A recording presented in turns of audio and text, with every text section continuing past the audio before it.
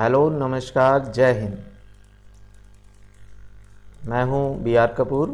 आप देख रहे हैं science teacher B R YouTube channel. तो आज मैं आपको कराऊंगा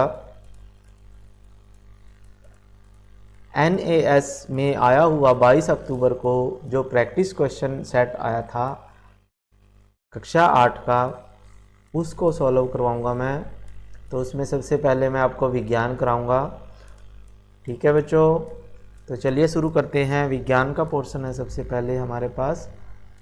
तो इसमें हमारे पास है, सबसे पहला क्वेश्चन है कि ये है, किसान आमतौर पर बीज बोने से पहले खेतों की जुताई करने से फसल उगाने में कैसे मदद मिलती है।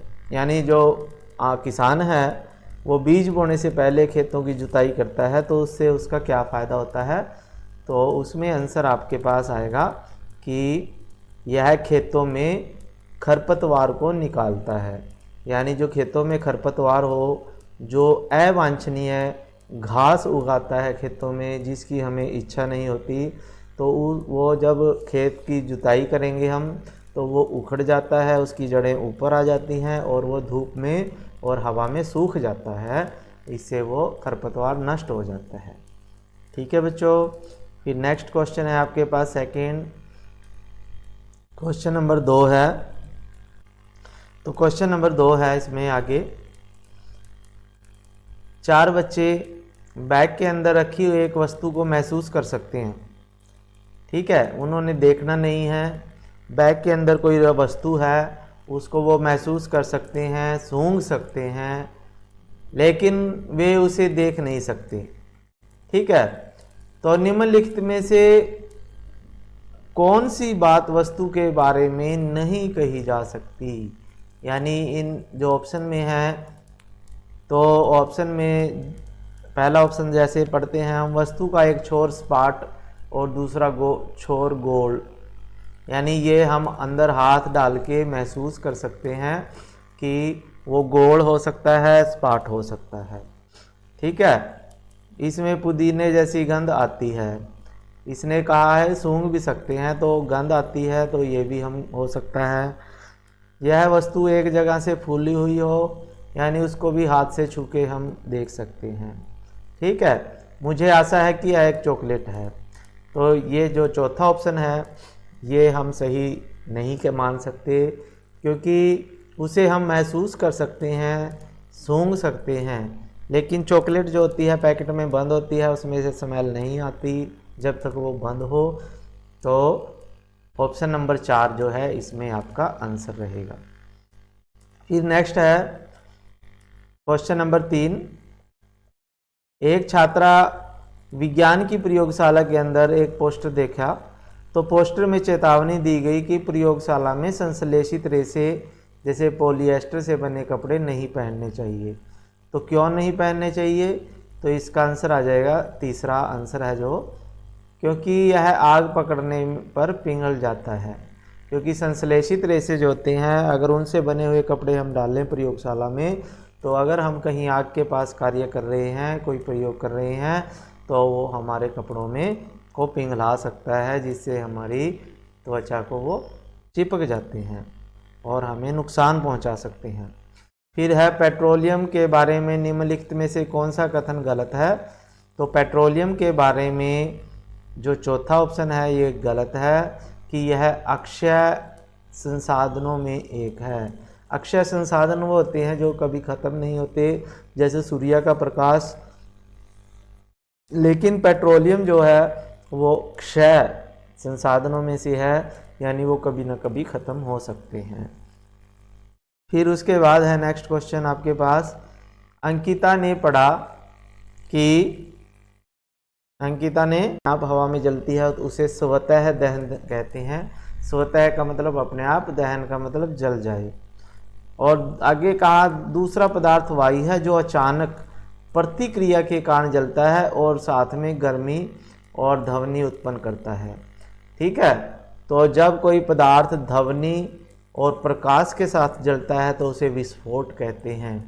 तो इसमें हमारे पास जो एक्स है वो स्वतः दहन आएगा और वाई जो है वो विस्फोट है। ठीक है। फिर है क्वेश्चन नंबर 6, तालिका बताती है कि 4 अलग अलग जीव अपना भोजन कैसे प्राप्त करते हैं, तो इनमें मृत पोषित कौन सा है। तो ऐसा जीव जो मृत जीवों से अपना भोजन ग्रहण करता है उसे मृत पोषित कहते हैं।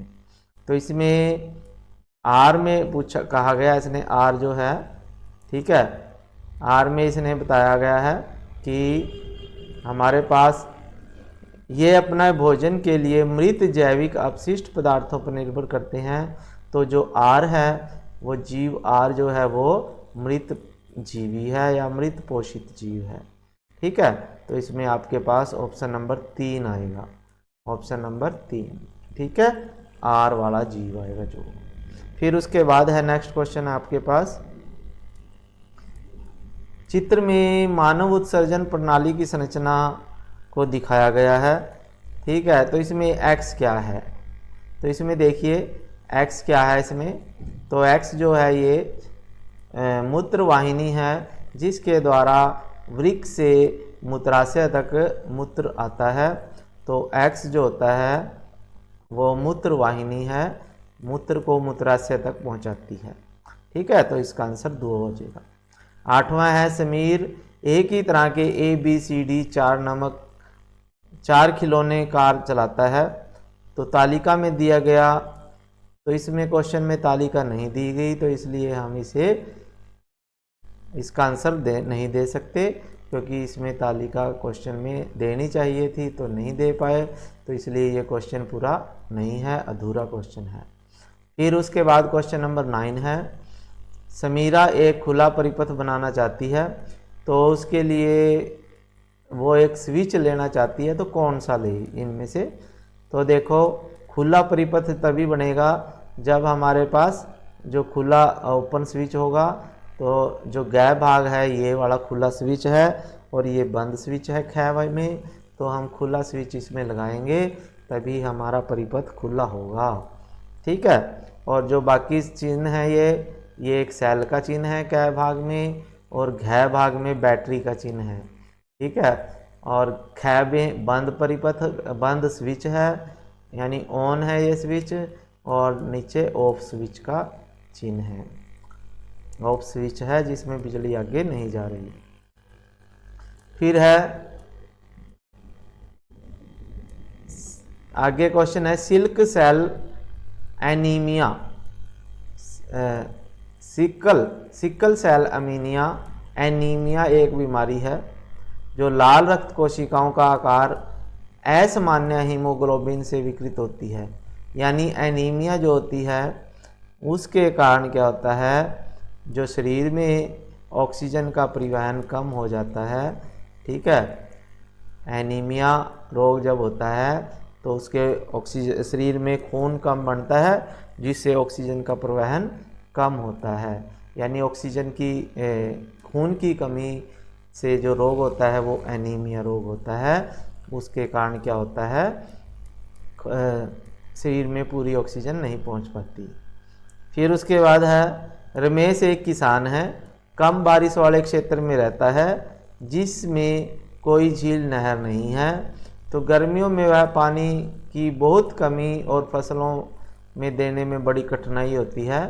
तो कौन सी सिंचाई की विधि उसे अपनानी चाहिए, तो उसे जो है छिड़काव विधि या उससे भी अच्छी जो है टपकन सिंचाई। टपकन यानी जो हमारे पास टपकन सिंचाई होती है जिसमें पानी बूंद बूंद करके पेड़ के पास गिरता है, उसे हम टपकन सिंचाई कहते हैं। इस सिंचाई में पानी की बहुत कम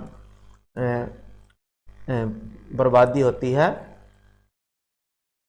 तो जो टपकन सिंचाई है इसे ड्रिप तंत्र भी कहते हैं, ड्रिप सिंचाई भी बोलते हैं। इसमें बहुत कम पानी लगता है तो उसे टपकन सिंचाई का उपयोग करना चाहिए।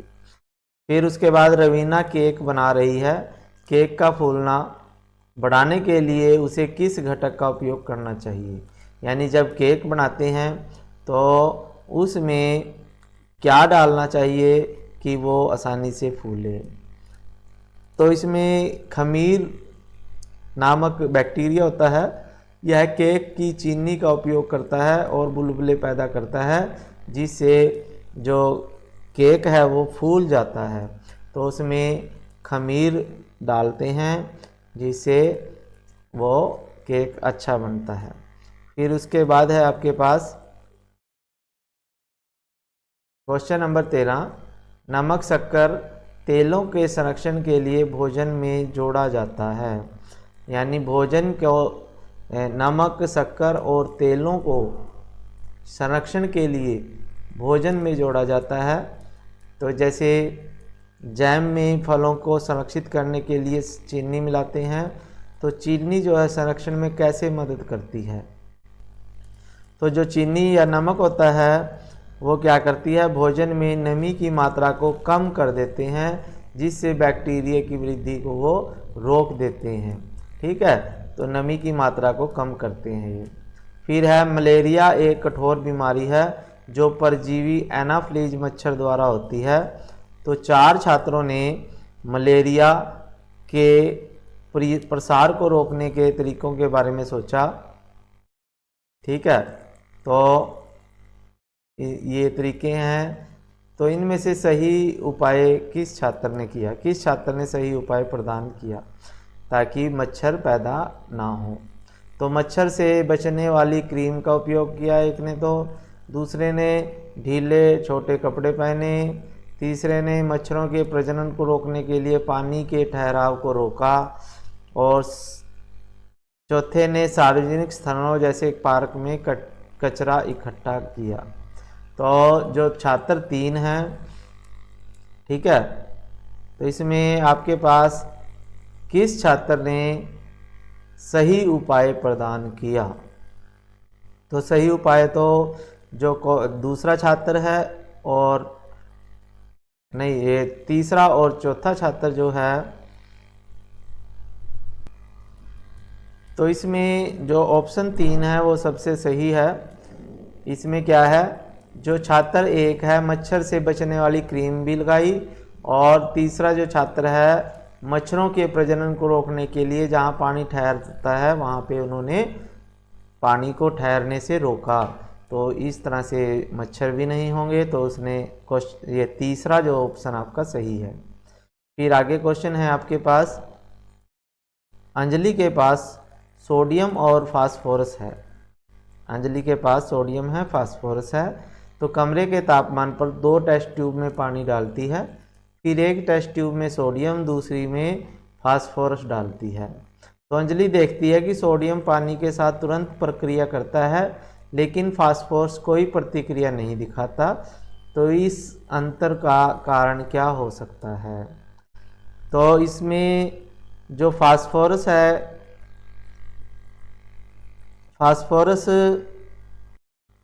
तो इसमें जो फास्फोरस होता है वो कमरे के तापमान पर रखे पानी की से प्रतिक्रिया नहीं करता, और लेकिन जो सोडियम होता है वो एकदम से उसके साथ अभिक्रिया कर लेता है, क्योंकि उसको ऑक्सीजन चाहिए, ऑक्सीजन के साथ मिलके उसमें आग लग जाती है। तो फास्फोरस उससे कम सक्रिय धातु है। फिर उसके बाद है, फिर अगला क्वेश्चन है हमारे पास क्वेश्चन नंबर 16। इसमें देख, अरुण पौधों की वृद्धि का अध्ययन करने के लिए एक प्रयोग की स्थापना करता है। ठीक है, तो उसने क्या किए, 3 गमले लिए, तीनों में उसने पौधे लगाए, एक में खाद डाली, दूसरे में उर्वरक और तीसरे में केवल मिट्टी डाली। तो उसने तीनों गमलों में बराबर पानी डाला और 2 महीने के बाद प्रत्येक पौधे की वृद्धि को मापा। तो जो गमला था, खाद थी जिसमें, तो उसकी अंत में ऊंचाई 40 सेंटीमीटर है, जिसमें उर्वरक डाली उसमें 50 है, और जिसमें खाली मिट्टी डाली उसमें 30 है। ठीक है, तो उसने पाया जिसमें उर्वरक उसने डाला, तो अरुण ने उसी मिट्टी में नए पौधे लगाए। तो इस प्रक्रिया को दोहराया, तो इस बार जो पौधे की ऊंचाई थी वो क्या होगा, जिसमें खाद है उसकी 50 हो गई, जिसमें उर्वरक था उसमें 35 और जिसमें केवल मिट्टी थी उसमें 30। तो इस प्रयोग से क्या निष्कर्ष निकाला जा सकता है? तो इस प्रयोग से क्या निकाला कि जो उर्वरक के लगातार उपयोग से मिट्टी की उर्वरता कम हो जाती है, या खाद उतनी कारगर नहीं है जितनी कि उर्वरक है। ठीक है, तो आगे हैं जैसे और भी ऑप्शन, खाद और उर्वरक दोनों में से उर्वरता की कमी आती है, या बिना खाद के सादे मिट्टी में पौधे की वृद्धि के लिए सर्वोत्तम है। तो इसमें जो ऑप्शन आपके पास है वो है कि अगर हम उर्वरक का उपयोग लगातार मिट्टी में करें तो उसकी उर्वरता कम हो जाती है, इसलिए हमें खाद ही डालनी चाहिए। खाद जो होती है मिट्टी को उपजाऊ बनाती है, जबकि उर्वरक उसकी उर्वरकता नहीं होती इतनी। उसके बाद है वस्त्र उद्योग में प्राकृतिक रेशे पर कृत्रिम रेशे का इस्तेमाल बढ़ने का प्राथमिक कारण क्या है? वस्त्र उद्योग में प्राकृतिक रेशे की अपेक्षा कृत्रिम रेशे का उपयोग ज़्यादा हो रहा है, तो इसका क्या कारण है? तो इसका कारण है कि ये बनाने में बहुत ज़्यादा सस्ता पड़ता है। ठीक है, तो इसलिए इसका उपयोग अधिक हो रहा है क्योंकि ये सस्ता पड़ता है, और जो प्राकृतिक रेशे हैं वो थोड़े महंगे पड़ते हैं। फिर है एक मछुआरा मछली पकड़ने की छड़ी की मरम्मत कर रहा है, उसे एक रस्सी की आवश्यकता है, मजबूत, लोचदार, लंबे समय तक चलने वाली। तो कौन सी रस्सी उसे अच्छी लगेगी? तो जो रेयान है या नायलॉन की जो रस्सी होगी वो लंबे समय तक चलेगी, मजबूत होगी। ठीक है, और आगे है क्वेश्चन नंबर 19। चित्र नाइट्रोजन चक्र दिखाया गया है, तो इसमें यह मिट्टी में कौन से बैक्टीरिया मौजूद न हो तो क्या होगा? तो इसमें नाइट्रोजन चक्र दिखाया गया है। तो नाइट्रोजन जो है जैसे पहले वायुमंडल में होती है, वायुमंडल में से नाइट्रोजन जो है घास में आ जाती है, घास में को जब जीव जंतु खाते हैं तो उनके शरीर में आ जाती है, या घास में जो पेड़ उगते हैं उनमें आ जाती है नाइट्रोजन। ठीक है, और ये नाइट्रोजन जो होता है इसको बैक्टीरिया होता है, राइजोबियम बैक्टीरिया, तो वो नाइट्रोजन का स्थिरीकरण करता है। तो यदि उसमें बैक्टीरिया ना हो मिट्टी में तो क्या होगा? तो वो नाइट्रोजन को नाइट्रेट में नहीं बदल पाएगा। तो उसमें हमारे पास है जो पौधे के उत्थान के लिए मिट्टी में कोई नाइट्रोजन नहीं होगी, या पौधे के उपयोग के लिए वातावरण में अधिक नाइट्रोजन होगी, या पौधे और जानवर के से सड़ने वाले पदार्थों के उत्थान में वृद्धि होगी। तो इसमें अगर बैक्टीरिया नहीं होगा तो इसमें आपके पास दूसरा ऑप्शन सही रहेगा।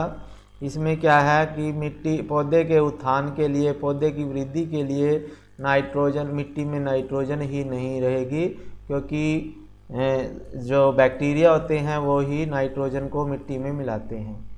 फिर उसके बाद है 20वां क्वेश्चन है, बिजली का मिस्त्री है, घर की वायरिंग ठीक कर रहा है, बिजली को की मरम्मत कर रहा है। वह एक कनेक्शन को पूरा करने के लिए एक तार के 2 सिरों को जोड़ता है।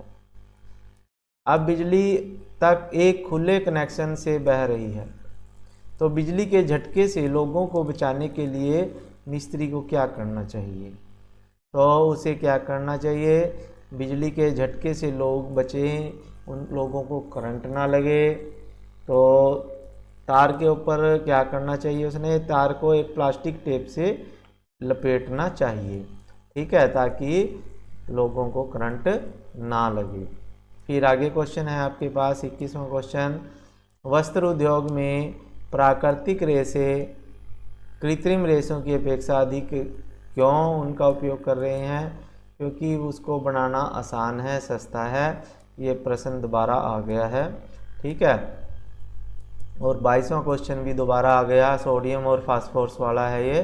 तो इसमें क्या है, जो फास्फोरस होता है वो पानी में से अभिक्रिया नहीं करता, इसलिए फास्फोरस को पानी में डुबो के रखा जाता है।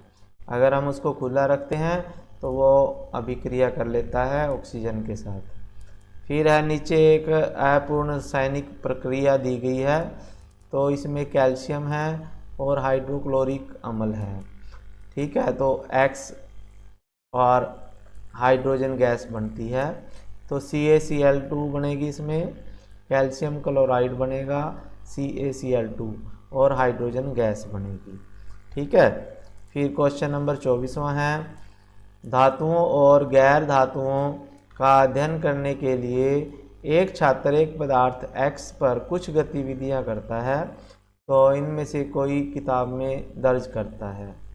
यह पानी के साथ प्रतिक्रिया नहीं करती, पीटने पर यह पतली चादर में परिवर्तित हो जाती है, फैला हुआ होने पर तार की तरह पतला हो जाता है, और ये ध्वनि भी पैदा करती है। तो ये क्या हो सकता है?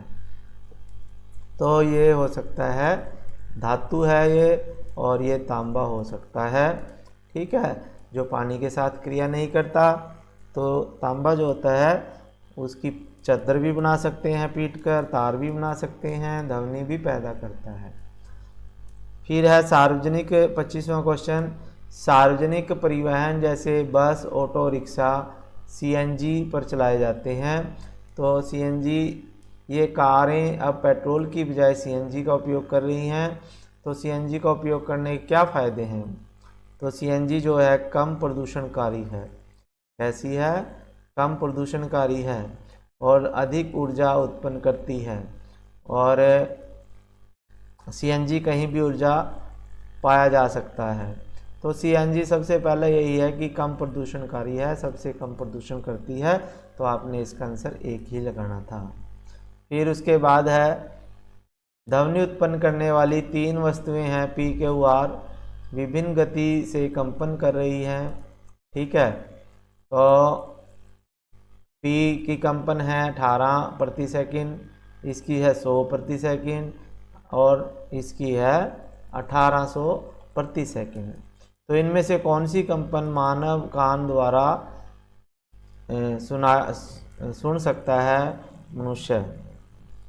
तो इसमें हम ऐसी कोई भी ध्वनि सुन सकते हैं जिसकी आवृत्ति 20 से 20,000 हर्ट्ज तक हो, यानी 20 से और 20 से बड़ी होनी चाहिए, 20,000 से कम होनी चाहिए। तो इसमें Q और R दो संख्याएं हैं जिनका मान 100 और 1800 है, तो इसमें चौथा ऑप्शन सही होगा, ठीक है। तो हम इसकी ध्वनि सुन सकते हैं जो Q और R दोनों में है। फिर है मुकुल पार्क में खेल रहा है, वह एम्बुलेंस का सरंगी की आवाज़ सुनता है और धीरे धीरे ध्वनि की मात्रा बढ़ जाती है। तो ध्वनि के जोर में परिवर्तन का एक कारण क्या हो सकता है? तो एक कारण ये है कि एम्बुलेंस आ रही है और मुकुल स्थिर है, ठीक है। और इसमें हमारे पास क्या होगा? तो इसमें ये पहला ही ऑप्शन आ जाएगा कि